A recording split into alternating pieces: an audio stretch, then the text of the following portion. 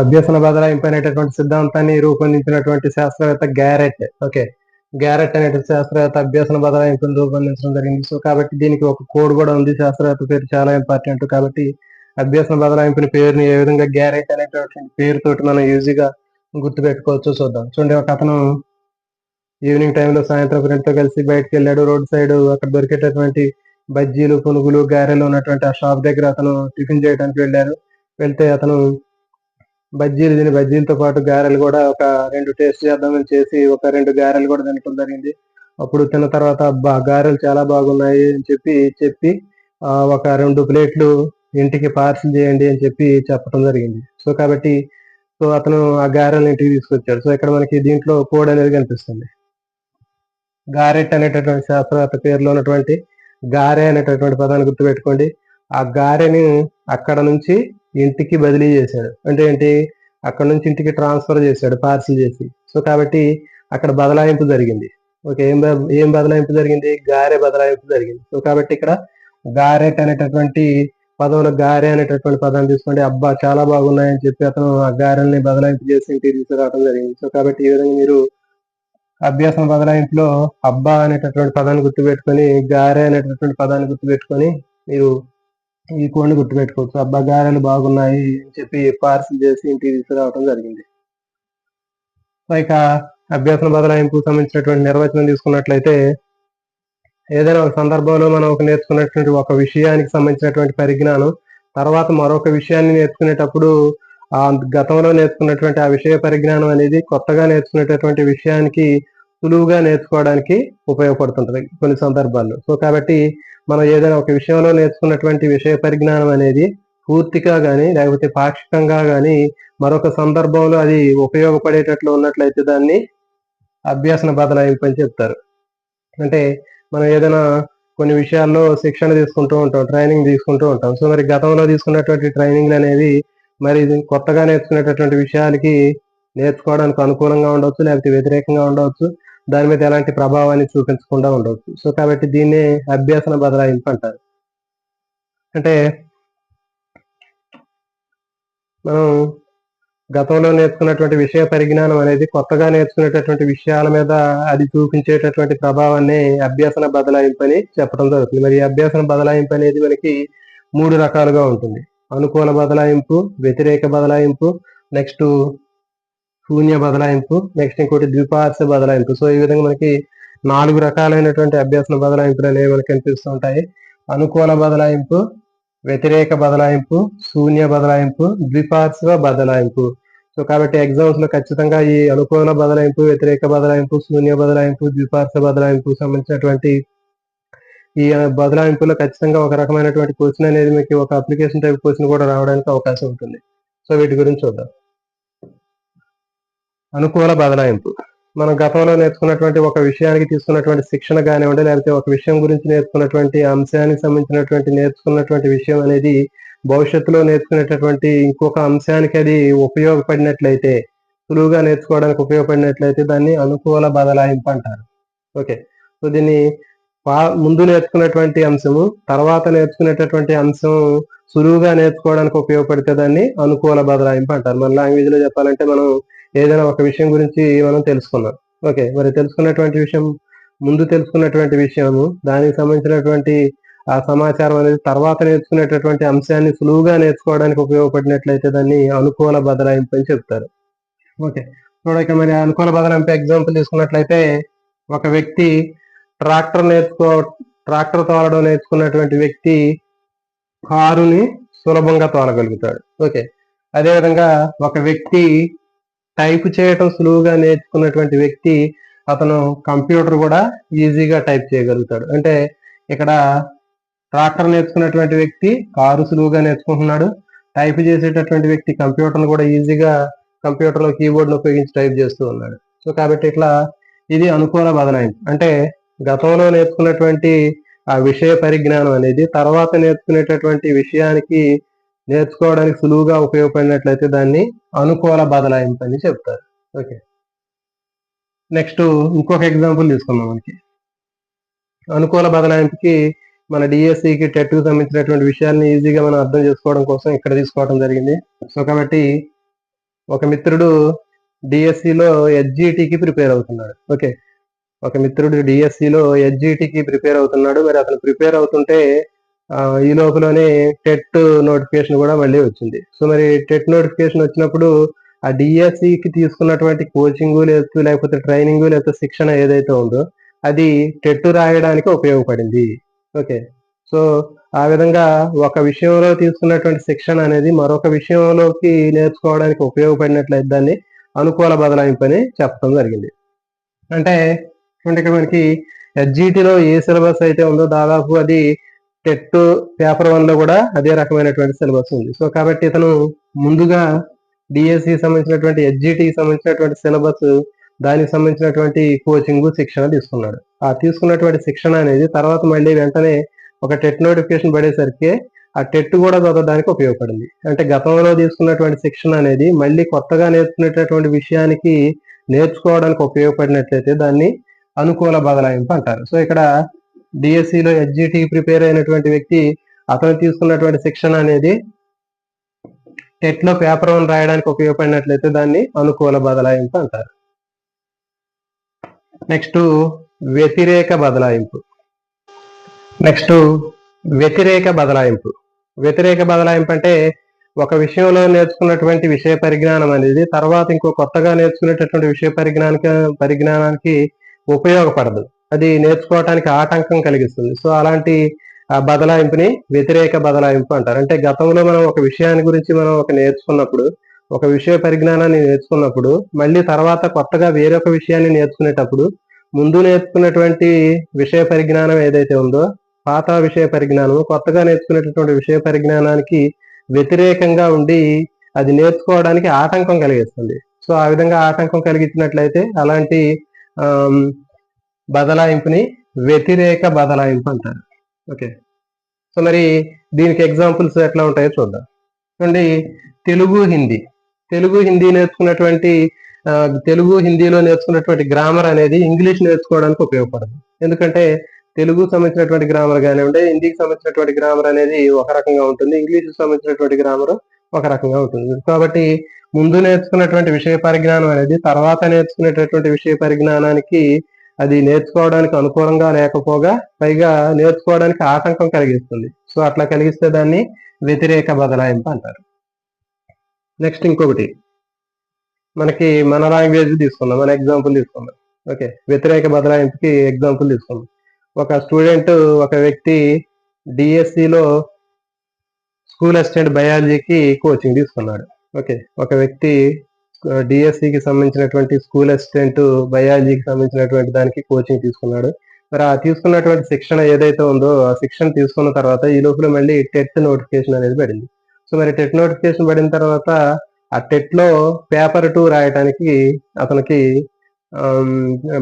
Apply చేశాడు. Okay, TET paper 2 exam రాయడానికి అతను అప్లై చేయడం జరిగింది, బయాలజికల్ సైన్స్. మరి అతను గతంలో నేర్చుకున్నటువంటి విషయ పరిజ్ఞానం ఏదైతే ఉందో అంటే డిఎస్సిలో నేర్చుకున్నటువంటి విషయ పరిజ్ఞానం, డిఎస్సికి తీసుకున్నటువంటి శిక్షణ ఏదైతే ఉందో అది తర్వాత నేర్చుకునేటటువంటి అంశానికి అంటే టెట్ 2 రాయడానికి అది ఉపయోగపడల. అంతేకాకుండా అది నేర్చుకోవడానికి ఆటంకం కలిగించింది. అంటే ముందు నేర్చుకున్నటువంటి విషయ పరిజ్ఞానం ఏదైతే ఉందో డిఎస్సిలో స్కూల్ అసిస్టెంట్ బయాలజీ సంబంధించినటువంటిది, దాంట్లో ఉండేటటువంటి అంశాలు అనేవి ఏముంటాయి, స్కూల్ అసిస్టెంట్ సంబంధించినటువంటి బయాలజీ సంబంధించినటువంటి అంశాలు ఎక్కువగా బయాలజీ కంటెంట్, మెథడాలజీ, తర్వాత జీకే కరెంట్ అఫైర్స్ ఇవి ఉంటాయి. సో వీటి కోచింగ్ తీసుకున్నాడు, శిక్షణ తీసుకున్నాడు. మరి తర్వాత ఈ లోపల టెట్ నోటిఫికేషన్ పడింది. మరి టెట్ నోటిఫికేషన్ పడినప్పుడు డిఎస్సిలో ఉన్నటువంటి అంశాలు అక్కడ ఉండేటటువంటి అంశాలు అనేవి వేరుగా ఉన్నాయి. సో మరి టెట్ తీసుకున్నప్పుడు టెట్ పేపర్ 2 తీసుకున్నట్లయితే దాంట్లో మనకి Telugu methodology, English methodology, maths methodology, okay, science methodology, social లేదు. సో ఈ విధంగా మనకి ఈ డిఫరెంట్ గా ఉన్నటువంటి సబ్జెక్టులు అనేవి కనిపించాయి. సో కాబట్టి ఒక విషయంలో నేర్చుకున్నటువంటి ఆ శిక్షణ ఏదైతే ఉందో విషయ పరిజ్ఞానము అది తర్వాత నేర్చుకునేటటువంటి అంశానికి సంబంధించినటువంటి విషయ పరిజ్ఞానం నేర్చుకోవడానికి అది ఆటంకం కలిగిస్తుంది. సో అట్లా కలిగించినట్లయితే దాన్ని వ్యతిరేక బదలాయింపు అంటారు. ఓకే, సో ఇది SA2 డిఎస్సికి సంబంధించి SA2 బయాలజికల్ సైన్స్ ప్రిపేర్ అయినటువంటి తీసుకున్నటువంటి శిక్షణ అనేది అది ముందు తీసుకున్నటువంటి శిక్షణ తర్వాత టెట్ 2 పేపర్ 2కి అతను తీసుకునేటటువంటి శిక్షణకు అది వ్యతిరేకంగా ఉండటం, నేర్చుకోవటానికి ఆటంకం కలిగించటం. నెక్స్ట్ శూన్య బదలాయింపు. ఓకే, శూన్య బదలాయింపు అంటే ఏదైనా ఒక విషయంలో నేర్చుకున్నటువంటి, ఒక అంశంలో నేర్చుకున్నటువంటి విషయ పరిజ్ఞానం అనేది తర్వాత నేర్చుకునేటటువంటి ఇంకొక అంశం నేర్చుకునేటప్పుడు దాని యొక్క విషయ పరిజ్ఞానం నేర్చుకోవడానికి అది ఉపయోగపడటం కానీ లేకపోతే వ్యతిరేకంగా ఉండటం కానీ జరగదు.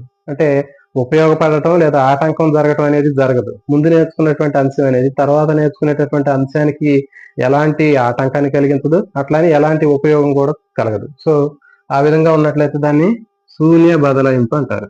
ఓకే, సో ఫర్ ఎగ్జాంపుల్ తీసుకున్నట్లయితే ఆటల్లో ఉన్నటువంటి విషయ పరిజ్ఞానం, ఒక వ్యక్తికి ఆటల్లో ఉన్నటువంటి కొంత నైపుణ్యం పరిజ్ఞానం ఉంది. సో మరి అది చదువులో ఉపయోగపడదు. ఓకే, ఆటలకి చదువుకి ఎలాంటి సంబంధం లేదు కాబట్టి ఒక స్టూడెంట్ ఆటలు బాగా ఆడుతున్నాడు, తర్వాత అతను మరి చదువుల్లో దాని యొక్క ప్రభావం అనేది ఉండదు. లేకపోతే ఒక వ్యక్తి బాగా ఆటలు ఆడేటటువంటి వ్యక్తి అది ఆ చదువు మీద అతనికి ఎలాంటి ఉపయోగం ఉండదు, అంటే ఉపయోగం ఉండదు, అదేవిధంగా ఆటంకం కూడా కలిగించదు. సో కాబట్టి దీన్ని శూన్య బదలాయింపు అంటారు. అంటే ఆటలకి చదువుకి ఉన్నటువంటి సంబంధాన్ని మనం శూన్య బదలాయింపుగా చెప్పవచ్చు. నెక్స్ట్ ద్విపార్శ్వ బదలాయింపు. ద్విపార్శ్వ బదలాయింపు అంటే ఒక చేతితో నేర్చుకున్నటువంటి శిక్షణ అనేది మరొక చేతితో కూడా చేయగలిగినట్లయితే అలాంటి దాన్ని ఏమంటారంటే ద్విపార్శ్వ బదలాయింపు అంటారు.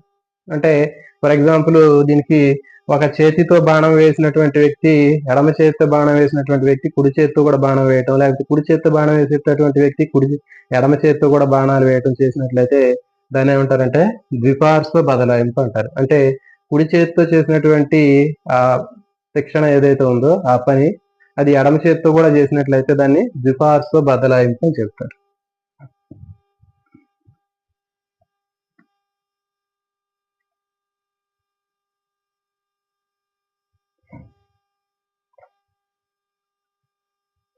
సో చూడండి, ఇంకా మనకి అనుకూల బదలాయింపు, తర్వాత వ్యతిరేక బదలాయింపులకి ఇంకా కొన్ని ఎగ్జాంపుల్ చూద్దాం ఇక్కడ.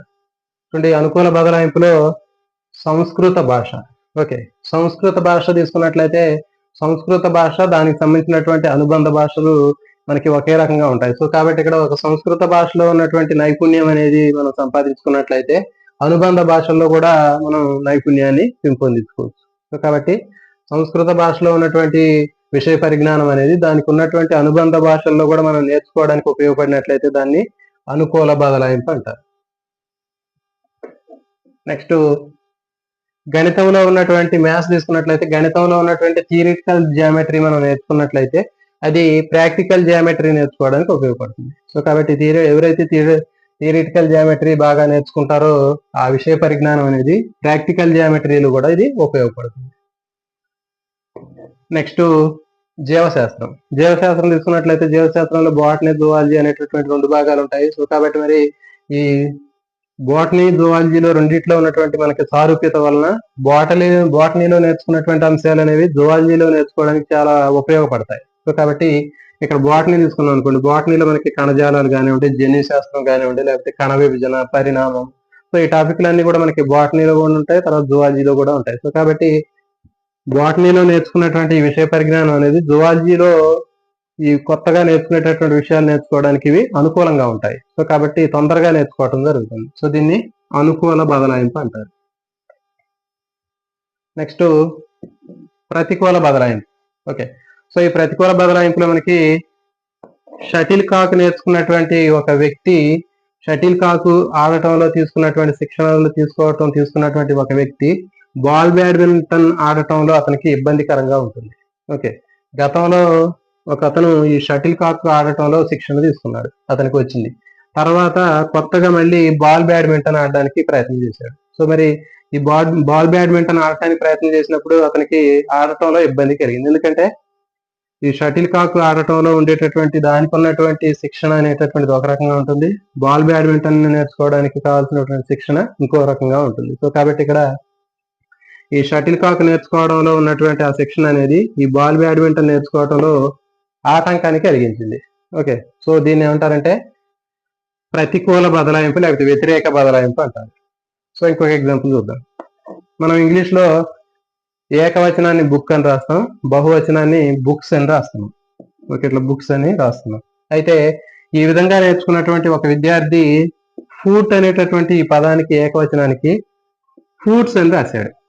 సో కాబట్టి ఇది ఏంటంటే వ్యతిరేక బదలాయింపు. అంటే గతంలో నేర్చుకున్నటువంటి ఈ విషయ పరిజ్ఞానము అంటే ఏకవచనాన్ని బుక్స్ అని రాయటం నేర్చుకున్నటువంటి వ్యక్తి ఫ్రూట్స్ అని రాయటం అనేది తప్పు. కాబట్టి గతంలో నేర్చుకున్నటువంటి విషయ పరిజ్ఞానం నూతనంగా నేర్చుకునేటటువంటి విషయ పరిజ్ఞానం నేర్చుకోవడానికి అది వ్యతిరేకంగా ఉంది, లేకపోతే ఆటంకాన్ని కలిగించింది. సో కాబట్టి ఇక్కడ అతను మిస్టేక్ చేయడం జరిగింది. సో కరెక్ట్ గా అసలు రాయాల్సింది ఏంటంటే ఫీట్ అని రాయాలి. నెక్స్ట్ హిందూ సంఖ్యమానము ఆంగ్ల సంఖ్యమానానికి కూడా చాలా డిఫరెన్స్ కనిపిస్తూ ఉంటుంది. సో కాబట్టి మనకి ఈ హిందూ సంఖ్యమానంలో నేర్చుకున్నటువంటి ఆ సంఖ్యల్ని మనం పిలిచేటటువంటి విధానం అనేది లెక్కించేటటువంటి విధానము ఆంగ్ల సంఖ్యమానంలో అంకెలను లెక్కించేటటువంటి విధానం మనకి కంప్లీట్ గా డిఫరెంట్ గా ఉంటుంది. సో కాబట్టి ఎవరైతే హిందూ సంఖ్యమానంలో ఒక నంబర్ విలువలని మనం నేర్చుకున్నటువంటి వ్యక్తి తర్వాత ఆంగ్ల సంఖ్యమానంలో అదే నెంబర్ని మనం పలకడానికి అతనికి వ్యతిరేకంగా ఉంటుంది, అంటే నేర్చుకోవడానికి ఆటంకంగా ఉంటుంది. సో కాబట్టి దీన్ని ఏమంటారంటే ప్రతికూల బదలాయింపు లేకపోతే వ్యతిరేక బదలాయింపు అంటారు. సో ఫర్ ఎగ్జాంపుల్ ఒక నెంబర్ తీసుకుందాం. హిందూ సంఖ్యామానంలో 17,13,119 17,13,119 అని ఉన్నటువంటి ఒక నంబర్ని ఆంగ్ల సంఖ్యమానం తీసుకున్నట్లయితే 1,07,13,119. సో ఈ విధంగా పలకటం జరిగింది. సో కాబట్టి ఈ విధంగా మనకి ప్రతికూల బదలాయింపు లేదా వ్యతిరేక బదలాయింపు అంటే ఒక విషయంలో నేర్చుకున్నటువంటి శిక్షణ లేదా ఒక విషయ పరిజ్ఞానం అనేది కొత్తగా నేర్చుకునేటటువంటి విషయానికి సంబంధించినటువంటి ఆ విషయ పరిజ్ఞానం నేర్చుకోవడానికి అది వ్యతిరేకంగా ఉన్నట్లయితే దాన్ని, లేకపోతే ఆటంకపరిచినట్లయితే దాన్ని వ్యతిరేక బదలాయింపు అంటారు. కాబట్టి మిత్రులందరూ కూడా ఈ అభ్యసన బదలాయింపు అనేటటువంటి చాలా చాలా ఇంపార్టెంట్. జనరల్ గా వీటి మీద ఎక్కువగా బిట్లు రావడానికి అవకాశం ఉంటుంది. సో కాబట్టి మిత్రులందరూ ఎవరైతే ఛానల్ సబ్స్క్రైబ్ చేయలేదో ఛానల్ సబ్స్క్రైబ్ చేయండి. అదేవిధంగా వీడియోని లైక్ చేయండి, షేర్ చేయండి, కామెంట్ చేయండి, బెల్ ఐకాన్ని ఆన్ లో ఉంచుకోండి. వీడియో చేసిన వెంటనే మీకు నోటిఫికేషన్ రూపంలో మీకు రావటం జరుగుతుంది. సో అదేవిధంగా మిత్రులు ఎవరైతే ఉన్నారో మీరు వీడియోని ఖచ్చితంగా మీరు లైక్ చేయండి, షేర్ చేయండి, కామెంట్ చేయండి. జై హింద్.